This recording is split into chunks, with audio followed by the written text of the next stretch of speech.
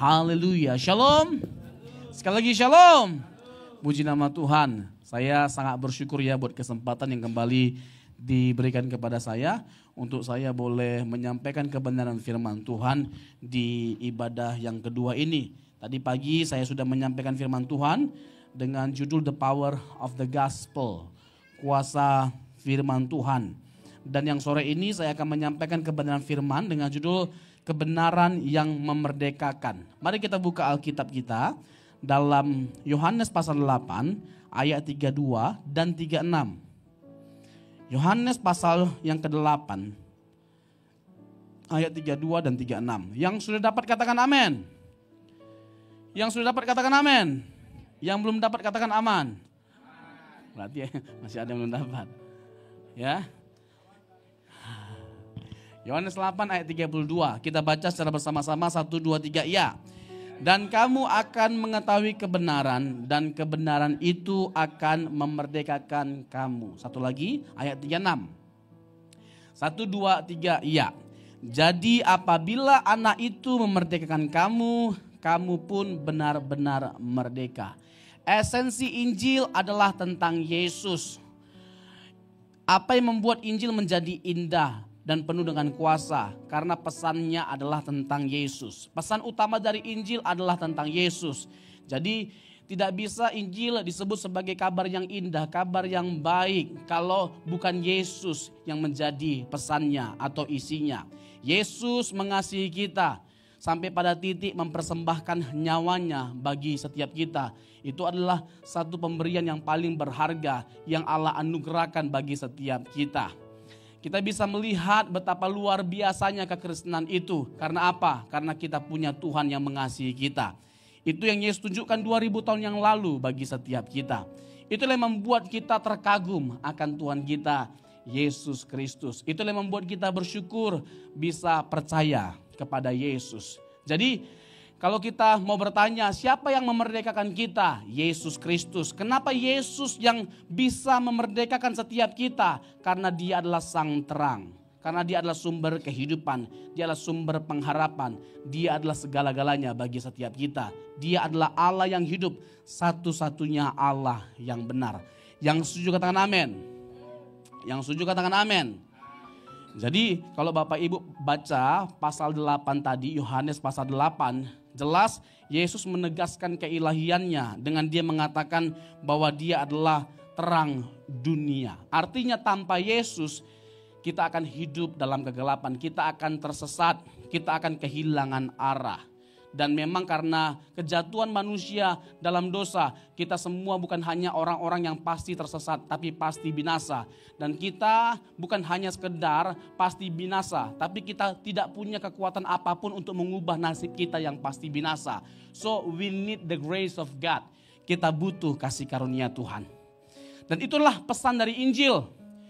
Esensi Injil adalah tentang kasih karunia Tuhan yang dinyatakan bagi setiap kita. Kita semua adalah orang-orang yang dilayakkan. Tidak layak tapi dilayakkan. Tidak benar tapi dibenarkan. Ini nafas Injil. Jadi nafas Injil adalah bahwa hidup kita semata-mata hanya karena kasih karunia Tuhan. Jadi kita harus menyadari dalam segala hal. Dalam kehidupan kita semuanya karena kasih karunia Tuhan. Kalaupun kita diberkati, kita sukses, kita kaya, kita hebat, kita populer. Kita bahkan bisa hidup sampai hari ini. Semuanya karena kasih karunia Tuhan. Tidak ada bagian dalam kehidupan kita yang tidak ada kasih karunia Tuhan. Setiap hari kehidupan kita selalu diwarnai oleh kasih karunia Tuhan. Itulah yang membuat kita mau tetap bersyukur sama Tuhan dalam segala hal. Jadi kita harus menyadari semuanya karena kasih karunia Tuhan. Sehingga gak ada ruang bagi kita untuk menyombongkan diri.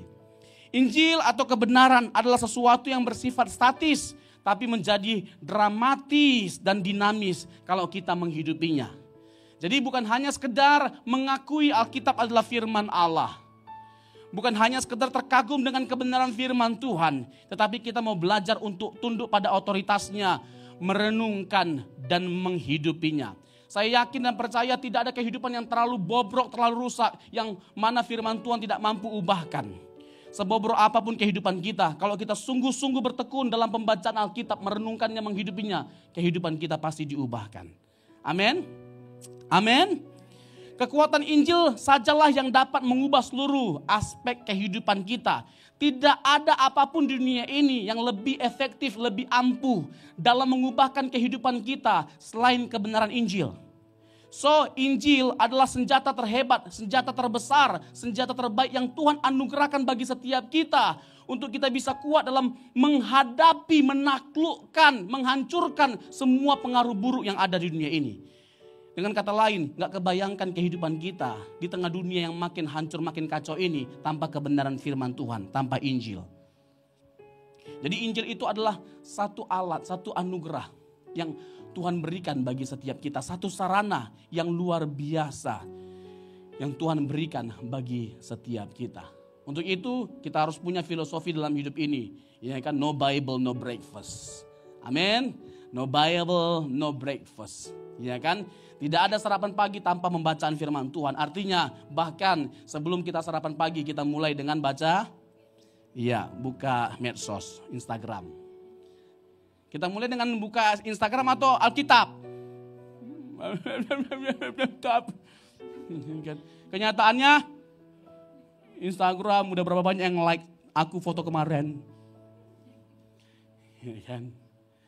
Jadi marilah kita benar-benar memberikan diri kita untuk diubahkan lewat kebenaran firman Tuhan. Karena firman Tuhan atau Injil itu sesuatu yang luar biasa. Pada Injil sudah ada keindahan. Pada Injil sudah ada kuasa. Kita nggak perlu menambahkan apapun padanya untuk membuatnya menjadi tampak lebih indah atau tampak lebih berkuasa. Karena dalam Injil sudah ada kuasa dan keindahan. So kalau kita mau hidup kita penuh dengan kuasa dan menjadi indah, bacalah Injil. Bahkan tidak ada daya tarik yang lebih kuat. Tidak ada pesona yang jauh lebih indah selain Yesus Kristus yang mengasihi kita dengan sempurna. Dan semuanya itu kita dapat ketahui dari kebenaran Injil. Jadi kita harus berfokus kepada kebenaran Injil. Dan kalau kita berfokus kepada kebenaran Injil, kita diarahkan untuk bagaimana? Untuk serupa dengan Tuhan Yesus. Untuk serupa dengan Tuhan Yesus adalah tujuan utama kita percaya Yesus. Percaya Yesus tujuannya bukan supaya untuk menjadi kaya. Menjadi kaya itu bonus, tidak dosa, tidak salah. Salah gak kalau kita kaya?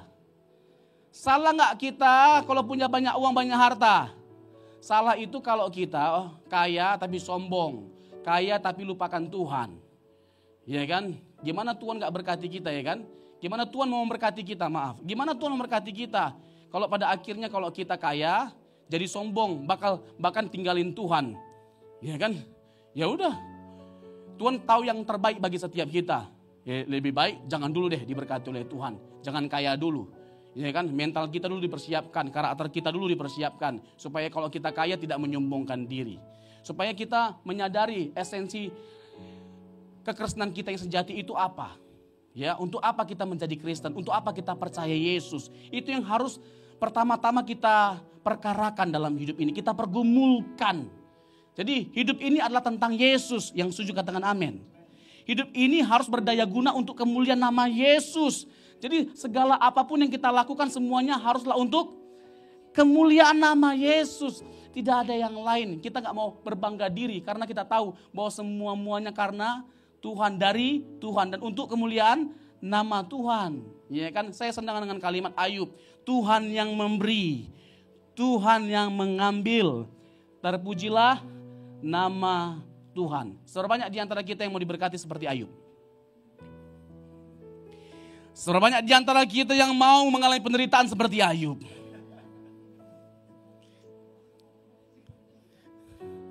Bapak Ibu, tidak ada yang mau hidup dalam penderitaan. Tidak ada yang mau punya banyak masalah atau pencobaan. Tapi tidak jarang ya kita mengalami banyak sekali pencobaan. Dan bisa jadi kita mengalami banyak pencobaan karena kita adalah orang yang sangat mengasihi Tuhan. Kita sungguh-sungguh mencintai Tuhan sehingga ada banyak ujian yang kita alami dalam hidup ini. Bukan karena kita jahat seperti Ayub. Dia gak jahat, dia gak salah. Dia orang yang saleh. Tapi ada berkat yang jauh lebih dahsyat, lebih dari apa yang dia pikirkan, yang Tuhan mau sediakan dan lakukan dalam kehidupannya.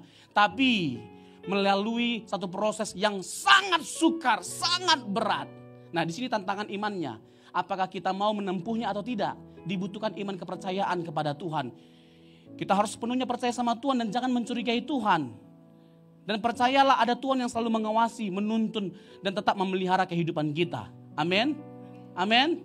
Waktu Ayub pada akhirnya menang, dia diberkati oleh Tuhan. Dia lebih kaya daripada yang sebelumnya. Wow.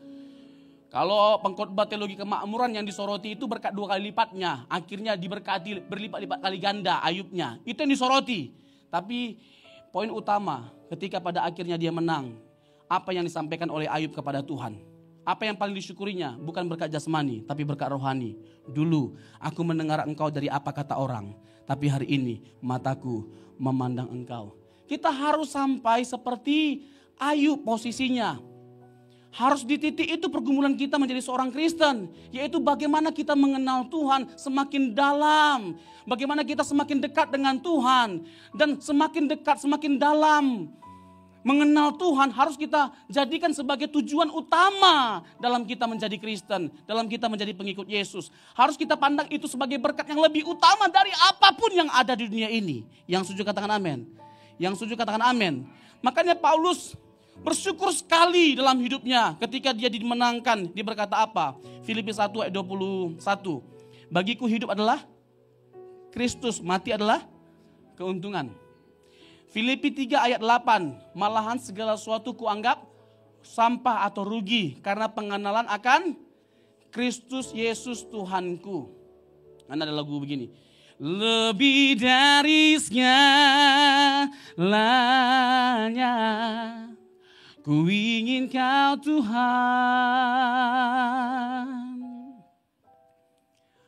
emas, perak dan permata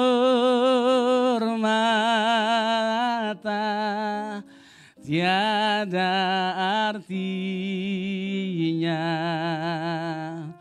Ku ingin lebih dekat bersekutu denganmu, jadikanku setia kepadamu. Baru dapat. Terakhir ya baru dapat. Nah, mana yang lebih berharga dalam hidup kita? Emas, perak, atau Tuhan Yesus? Udah jawabannya udah pasti Tuhan Yesus. Faktanya. Kira-kira ini ada orang yang menawarkan 500M sama kita. Ya kan, pindah agama. Mau gak kita? Sekali Yesus, tetap Yesus, amin. 500M, besok kamu naik jabatan. Oh siap. Tinggalkan Yesus ya, siap. Banyak gak orang yang tinggalkan agamanya hanya karena harta? Banyak gak orang yang meninggalkan imannya hanya karena wanita? Hanya karena pria? Jabatan? Banyak. Miris gak? Bukan hanya miris, menyedihkan. Saudara tahu Richard Lee? Tahu Richard Lee? Diundang di satu podcast kan? Oleh satu gereja besar dengan pendeta besar. Lalu dia bilang apa ketika dia diwawancarai? Dia bilang begini, saya itu udah lama gak ke gereja, tapi saya tetap percaya Yesus. Oh, tepuk tangan semua. Gak taunya 2 minggu kemudian, dia bilang begini, 2 minggu kemudian, 2 minggu atau 3 minggu lah. Dia bilang apa? Saya udah 2 tahun jadi mualaf. Kena prank pendetanya, kena prank gerejanya, semuanya tepuk tangan itu kena prank. Tapi coba kita renungkan, poin apa yang bisa kita petik dari pelajaran ini? Ini orang gak sungguh-sungguh percaya Yesus. Ini orang, ya, Tuhannya itu adalah popularitas, uang. Saya gak yakin dia pindah agama karena merasa bahwa agama itu lebih baik. Gak yakin saya. Gak taunya terjerat hukum. Mungkin saja supaya bebas dari hukum. Jalannya apa? Pindah agama. Karena begitu pindah agama gak lagi dipersoalkan. Itu masalahnya. Ini apalagi ke agama itu. Udah, nggak dia apain lagi. Nah, ini yang seramnya. Ya kan, jadi pelarian lari dari Tuhan Yesus hanya untuk apa? Bebas dari hukuman. Dia nggak tahu hukum neraka itu menanti dia. Dia menjual sesuatu yang kekal, sesuatu yang jauh lebih berharga dari apapun hanya untuk hal yang bersifat sementara. Makanya, ya kan iman kita baru teruji kalau ada ujian, ada tantangan. Sekali Yesus, tetap Yesus, semua orang begitu kok di gereja. Begitu uang gak ada, begitu kontrakan belum bayar 3 bulan, uang sekolah anak 5 orang belum bayar 6 bulan. Hah? Divonis sakit parah. Hah? Bagaimana reaksi kita? Waktu kita kayak gitu keadaannya, kira-kira siapa yang kita cari? Pinjol. Siapa kira-kira yang bisa aku hutangi? Ini kan cari Tuhan Pak Pendeta. Bohong. Yang pertama kita cari siapa kira-kira yang bisa ngasih hutang. Ini saya ini ya, saya ini korban. Saya ini korban banyak jemaat. Iya. Banyak orang berhutang sama saya. Misalnya dari 10 orang hanya 2 orang yang balikin. Kalau minjam uang mulutnya manis banget, manis sekali. Pak Pendeta udah manis, ganteng, khotbahnya memberkati, suaranya aduh luar biasa. Merinding saya. Pak Pendeta bisa pinjam duit enggak? Dikasih, nanti dibalikin katanya cuma sebulan. Ya kan? Pas sebulan, biasa pendeta kan sungkan lagi. Jemaat melupakan. Akhirnya singkat cerita saya tagih setelah 2 bulan. Belum ada. 6 bulan belum ada. Setahun belum ada. 2 tahun sampai sekarang. 3 atau 4 tahun lewat putus. Boleh gak berhutang? Ya gak boleh itu. Kalau berhutang gak bayar. Itu gak boleh. Iya kan?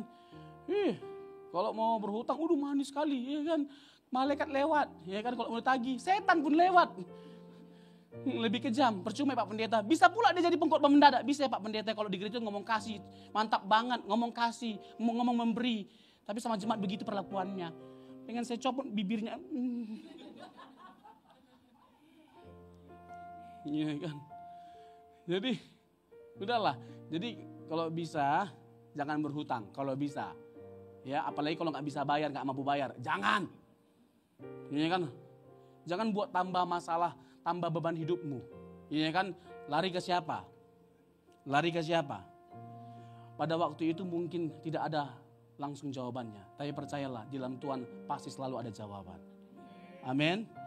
Dan ada kalanya Tuhan kondisikan kita, seakan-akan kita nggak melihat jalan keluar. Supaya apa? Supaya kita melihat Tuhan. Amin. Iya, dan itu jauh lebih dahsyat, itu pengalaman yang mahal.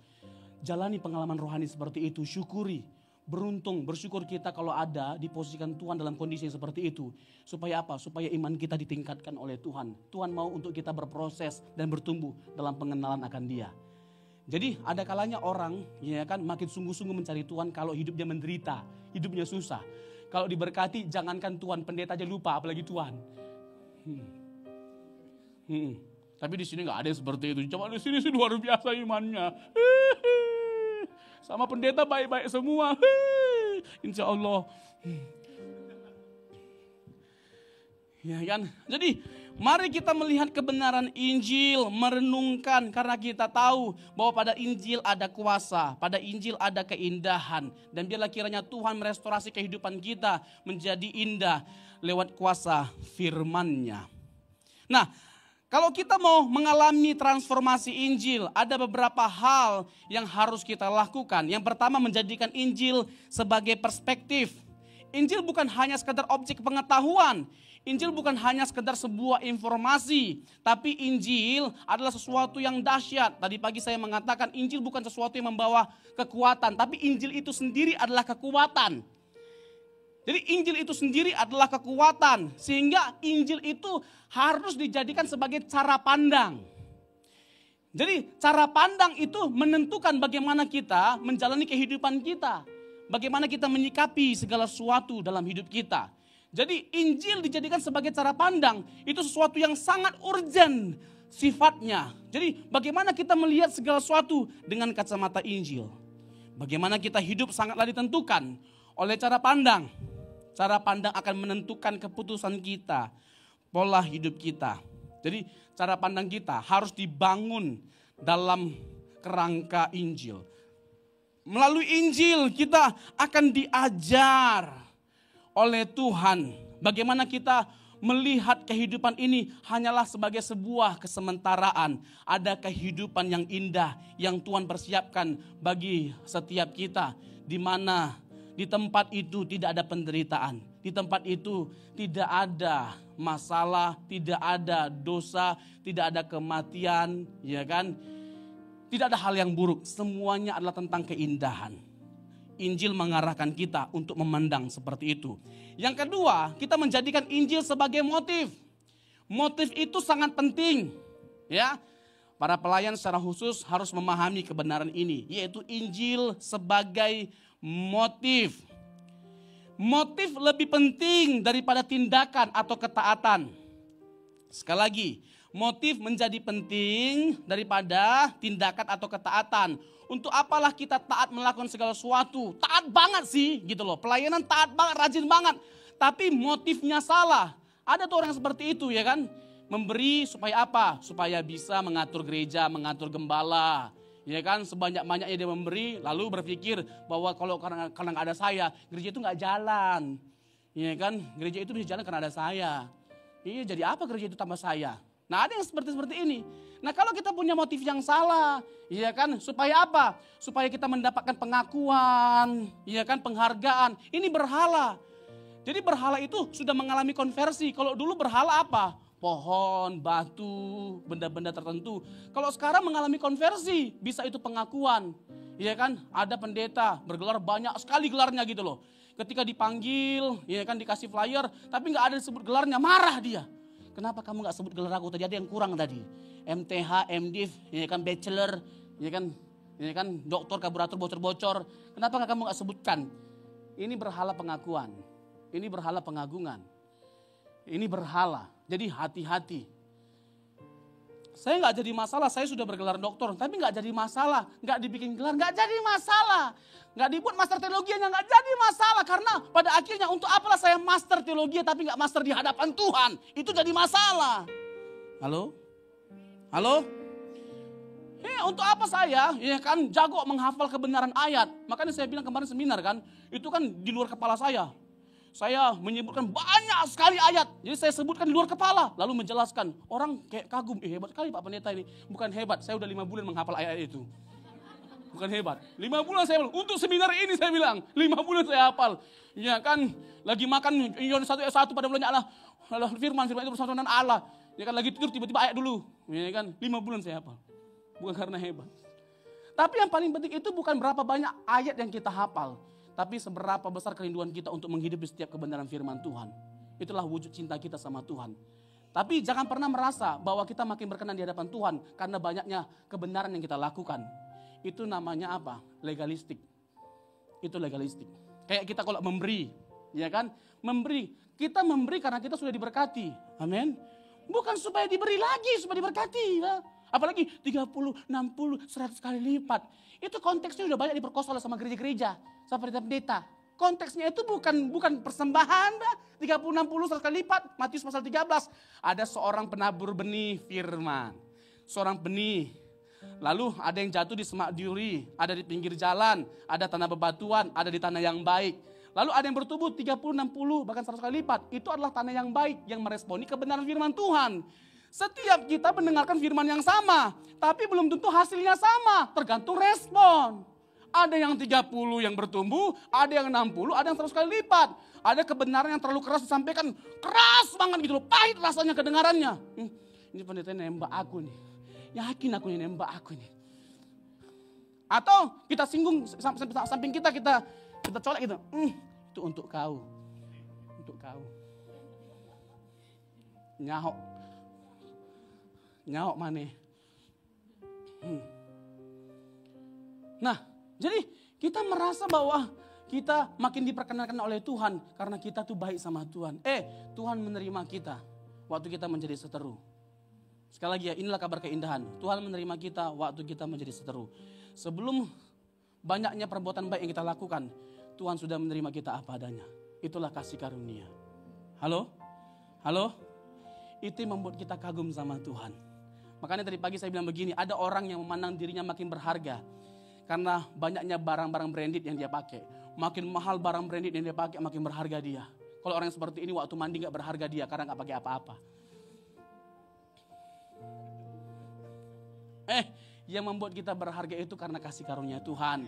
Karena apa yang Yesus lakukan 2000 tahun yang lalu. Amin. Iya, tindakan Yesus yang mau mati bagi setiap kita, yang mau mengampuni setiap kita, menjadi dasar untuk kita mengalami perubahan hidup. Menjadi dasar untuk kita melepaskan pengampunan. Amin. Amin. Sulit gak mengampuni? Sulit gak mengampuni? Sulit banget.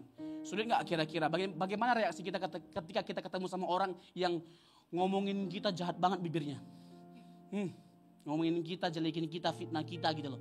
Ya, bagaimana reaksi kita ketika kita ketemu sama orang seperti itu di jalan? Apa yang kita lakukan?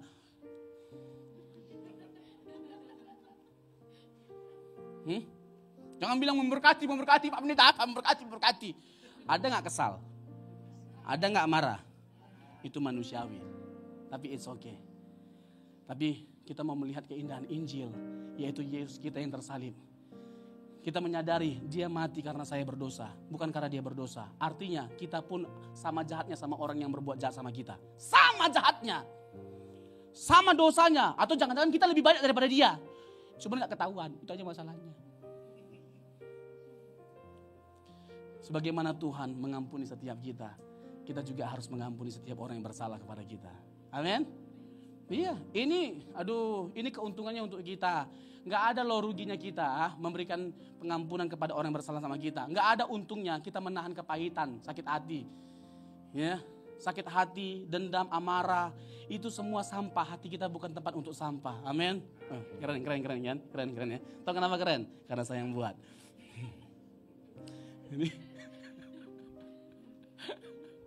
Ini namanya dosa kesombongan. Ya, amarah, kebencian, kepahitan, itu semua adalah sampah. Kenapa orang ya bibirnya itu mudah menyakiti orang? Karena hatinya penuh kebencian. Jadi ya, itu merusak kehidupan kita pada akhirnya kalau kita nggak membereskan diri kita. Selesaikan semuanya. Waktu ada orang yang memberikan persembahan, apa kata Tuhan? Udah tinggalkanlah. Perbaiki hubunganmu sama saudaramu, baru datang. Artinya yang paling penting itu bukan seberapa banyak yang kita bawa sama Tuhan. Jangan kita berpikir karena banyak yang mau kita kasih ini. Banyak kali ini ratusan juta loh Tuhan. Ratusan juta. Aku yakin Tuhan makin terpesona sama aku. Terus Tuhan mau bilang begini. Terpesona. Aku terpesona begitu. Apa? Bukan itu yang Tuhan cari. Amin. Hati kita apa? Aduh, untunglah Tuhan kita ini sabarnya bukan main, betul enggak? Ya, untung Tuhan kita bukan seperti wasit sepak bola sabarnya hanya 2 kartu kuning Ferguson. Untung sabarnya itu bukan hanya panjang kali. Panjang apa? Panjang kali, bukan hanya panjang kali. Iya kan, untung kesabaran Tuhan enggak seperti wasit, apalagi wasit Bahrain yang kepala botak itu. Ada yang botak di sini enggak ada. Aduh, bikin emosi itu wasitnya waktu itu. Aduh, tambah lagi Indonesia kalah 5-1. Udah baik-baik Sintayong ya kan, Sarangeo ya kan, tiba-tiba diganti sama Sarang Tawon. Oh my God, Masya Allah. Ya karena Budia kan Astagin. Sampai di mana tadi? Aduh. Jadi, ya kan untunglah kita punya Tuhan yang sabar. Aduh, gak kebayang kalau Tuhan kita gak sabar menghadapi kita. Iya kan? Kita ini aja ya, kalau menghadapi anak bisa gak sabar, betul gak? Sekali buat kesal ya kan? Sekali. Iya kan? 2 kali. Yang ketiganya hanger gantungan baju. Siapa di sini yang waktu kecil sering dipukul sama orang tuanya? Yang pernah dipukul? Ada yang gak pernah dipukul? Kira-kira waktu kecil jujur nih ya, marah gak sama orang tua waktu dipukul? Jelas lah marah. Tapi waktu kita secara khusus waktu jadi orang tua, ya kan? Ngerti gak kita? Apa tujuannya orang tua mukul kita? Supaya kita jadi baik gak jadi jahat, betul gak? Betul gak? Iya, sama seperti Tuhan. Kalaupun pada akhirnya Tuhan sih sabar, tapi ada kalanya Tuhan hajar kita. Tapi tujuannya untuk kebaikan kita, supaya kita gak binasa. Amin? Amin? Iya. Tuhan tahu kalau gua nggak hajar anak ini menyimpang, anak ini lari. Tuhan hajar. Jadi hajaran Tuhan itu pada akhirnya kita harus pandang sebagai sebuah berkat. Karena dengan dia menghajar kita, kita kembali pada tracknya Tuhan. Amin. Bisa diterima? Kayaknya susah kali kayaknya ya. Cius. Kalau seandainya Tuhan tidak berkati kita, tetap gak mengasihi Tuhan. Ini kan kalau kira-kira Tuhan tidak tolong kita, tetap gak mengasihi Tuhan. Tetap gak mengasihi Tuhan kalau Tuhan tidak tolong kita. Tetap gak melayani. Di mana-mana selalu ada masalah, bukan hanya dalam keluarga, dalam pekerjaan, dalam gereja juga banyak masalah. Ada kalanya kan sama pelayan kita saling sikut-sikutan, saling iri-irian, ya kan, dia dipakai aku gak dipakai, ya kan, dia dikasih panggung terus aku gak dikasih.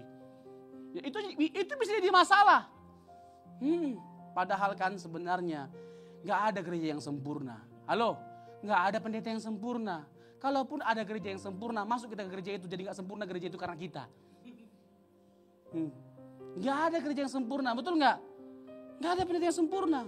Udah jangan pindah-pindah gereja, udah JKI Mahanaim itu udah yang paling terbaik di sini, udah. Beri kita tepuk tangan bagi Tuhan kita. Udah yang paling the best. Apalagi Bapak Ibu Gembala, Bapak Ibu saya kenal betul. Ini orang-orang hebat. Ya kan bukan hanya orang yang punya talenta potensi yang luar biasa, tapi masih muda. Ini kan sesama anak muda ini soalnya kita ini. Ya kan, tapi pokoknya hatinya tulus. Saya kenal beliau-beliau ini. Ya. Gak bertumbuh kita pada akhirnya kalau pindah-pindah gereja. Udah tetapkan hati kita, ya kan? Ini tempat pelabuhan kita terakhir sebelum Tuhan Yesus datang kali kedua. Berikan tepuk tangan bagi Tuhan kita. Amin. Satu-satunya alasan untuk kita pindah gereja, kalau gereja itu tidak membawa kita makin dekat dengan Kristus, pindah gereja. Oh, gereja itu nggak lagi percaya bahwa Yesus adalah Tuhan. Oh, itu udah pasti nggak usah lagi dipersoalkan. Pindah langsung. Tapi bukan hanya itu, kalau kita gak makin bertumbuh ke arah Kristus, makin mencintai Yesus, bukan makin kagum sama Tuhan Yesus, tapi sama pendetanya, pindah. Amin. Amin. Iya, ada loh jemaat yang rame gitu loh gerejanya kalau pendeta itu yang khotbah, yang ganteng itu, yang kalau khotbah itu keren banget gitu loh. Yang kan suka altar call, lalu kada ganteng, altar call langsung maju ke depan. Hanya ingin supaya disentuh palanya sama pendetanya. Ya kan jangan begitu, jangan mengkultuskan pendeta. Bah. Pendeta juga rusak gara-gara Bapak Ibu, jadi gara-gara jemaat. Dikultuskan gitu loh. Semua pendeta sama aja, amin. Amin, bukan emosi, depresi. Semua pendeta sama aja, amin. Mereka semua adalah alatnya Tuhan, yang luar biasa itu Tuhan kita. Kenapa saya bilang luar biasa itu Tuhan kita? Jahat loh kita, brengsek loh kita, tapi Tuhan mau pakai kita lah. Itulah hebatnya Tuhan kita ini. Halo, jadi jangan ada orang yang memandang dirinya itu hebat. Enggak, karena anugerah Tuhan semuanya itu. Halo, karena anugerah Tuhan semuanya. Kalaupun hari ini kita dipulihkan oleh Tuhan, sebobrok apapun kita, anugerah Tuhan mampu untuk memulihkan keadaan kita. Pernah dengar nama John Newton? Enggak pernah ya? Jadi Bapak Ibu dengar nama siapa? Pak Boar. Kalau sampai gak kenal kita keterlaluan. Gak pernah dengar nama John Newton. Tapi mungkin lagunya Bapak Ibu pasti tahu. Meskipun gak tahu John Newton dengan ceritanya, tapi lagunya pasti tahu. Soalnya lagunya mendunia. Tahu lagu ini? Maragam-ragam doang gosita-sita di hitam manusia. Tahu lagi itu ya? Itu bukan lagu ciptaannya. Coba aku cici. Ini khotbah tuh apa OVJ sih? Coba aku cici. Aduh Tuhan. Aduh, tarik napas dulu. Lagunya sangat mendunia lagu ini. Amazing grace, how sweet the sound that saved the wretch like me.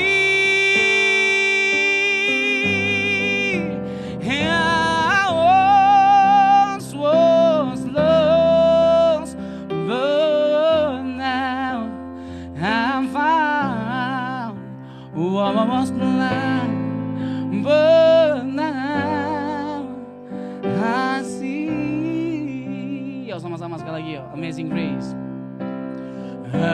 Amazing Grace.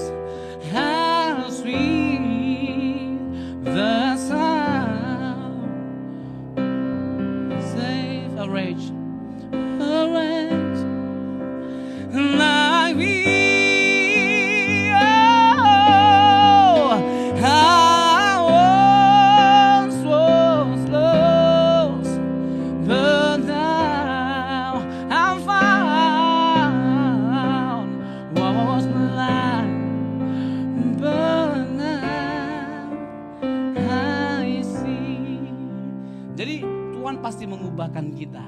Dan Tuhan sanggup mengubahkan kita separah apapun kita. Bapak Ibu, kalau ada yang berbuat salah, siapapun itu termasuk pendeta, jangan terlalu terkejut dengan semuanya itu. Karena di dunia yang telah dirusak oleh dosa, tidak ada yang mengejutkan. Yang mengejutkan setiap kita justru adalah ketika kita telah jatuh dalam dosa. Tapi Tuhan tetap masih menerima kita apa adanya. Itu yang mengejutkan setiap kita. Amin. Iya. Gak ada yang mengejutkan di dunia yang telah dirusak oleh dosa. Di mata Tuhan kita semua sama. Sama brengseknya. Tapi anugerah Tuhan melebihi dari kebrengsekan kita. Itu yang membuat kita bangga punya Tuhan seperti Yesus. Berikan tepuk tangan bagi Tuhan kita. Amin. Amin. Siapa di sini yang bersyukur punya Tuhan seperti Yesus? Siapa yang bangga punya Tuhan seperti Yesus? Haleluya. Sekali Yesus tetap Yesus. Amin. Ini kok siapa nih? C. F. Kunci saya nggak abnormal. Sekali Yesus. Oh, D kayaknya D. Atau sorry E. Sekali Yesus, selamanya Yesus. Harapanku tak akan hilang karena kasih-Nya. Karena kasih-Nya sekarang ku ada. Oh Yesusku, ku cinta Kau. Sekali Yesus. Sekali Yesus, selamanya Yesus. Harapanku tak akan hilang karena kasih-Nya sekarang ku ada. Oh Yesusku. Apa?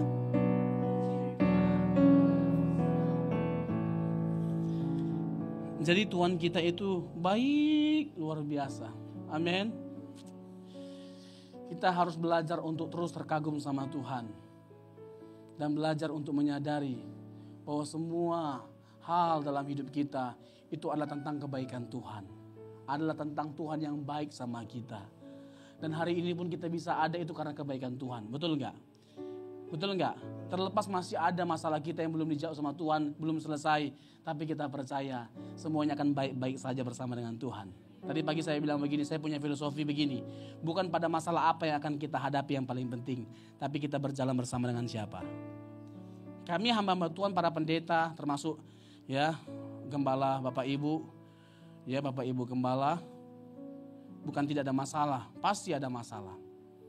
Ya kan? Cuman kita pintar menyembunyikan, hamba-hamba Tuhan ini pintar menyembunyikan. Ya kan, kalau kita sampai pendeta aja banyak kali masalahnya dan hancur dengan mudahnya. Coba apalagi jemaat. Apa yang mau kita ajarkan dari mimbar ini? Tapi sometimes we have to realize that it's okay not to be okay. Gitu loh. Dan sering bahkan hal itu bisa terjadi. Kita lagi gak baik-baik saja. Gak jadi masalah. Dan hamba-hamba Tuhan gitu loh. Dalam Alkitab dikisahkan banyak sekali termasuk Elia. Ya kan, yang bahkan sempat sampai membunuh diri gitu loh. Karena besarnya tekanan yang dia alami pada waktu itu. Hamba-hamba Tuhan juga mengalami hal yang sama. Besar masalahnya.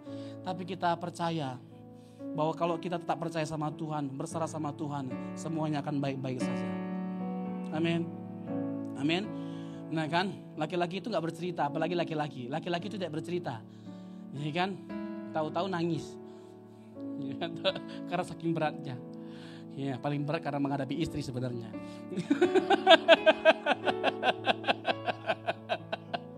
Tapi kalau istri-istri di sini baik-baik semua, ya kan? Baik-baik, nggak ada yang cerewet, baik-baik, kalem-kalem, iya dingin orangnya. Kalau di gereja, kalau di rumah cerewetnya bukan sampai di gereja kayak malaikat. Puji Tuhan, haleluya, shalom, glory, haleluya, Tuhan Yesus baik, amin. Iya, baiknya luar biasa, ya kan? Tapi sini ibu-ibunya baik-baik semua, amin, amin, bapak-bapak, kayak tertekan, bilang amin ya, amin. Iya kan, nah ini terakhir ya, kunci G. Gak jarang ya, saya itu kalau lagi ada masalah, saya itu gak, ketika berdoa, gak banyak ngomong sama Tuhan. Saya hanya putar lagu. Saya putar lagu, kata-kata lagu itu menguatkan saya, menghibur saya. Dan kata-kata dari lagu itu menjadi permohonan doa saya sama Tuhan. Lagu ini seperti ini. Meskipun Tuhan tak menolongku, meskipun duri dalam dagingku, ku tetap memilih untuk percaya dan mengucap syukur.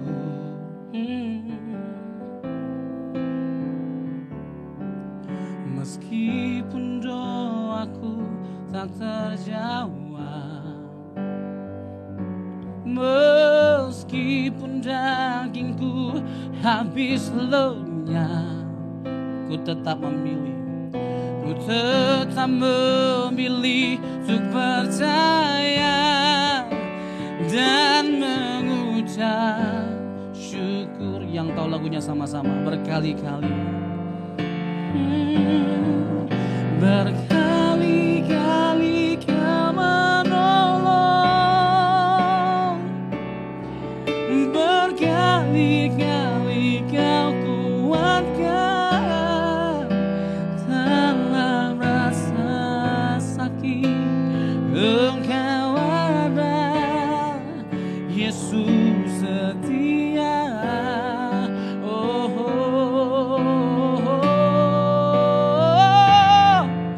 Berkali-kali Kau menolong,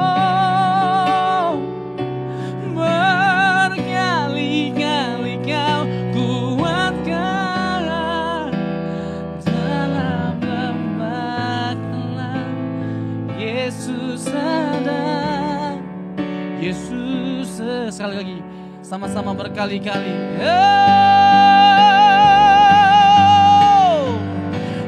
Berkali-kali Kau menolong, berkali-kali Kau kuatkan, berkali-kali Kau kuatkan dalam rasa sakit. Engkau ada, Yesus setia.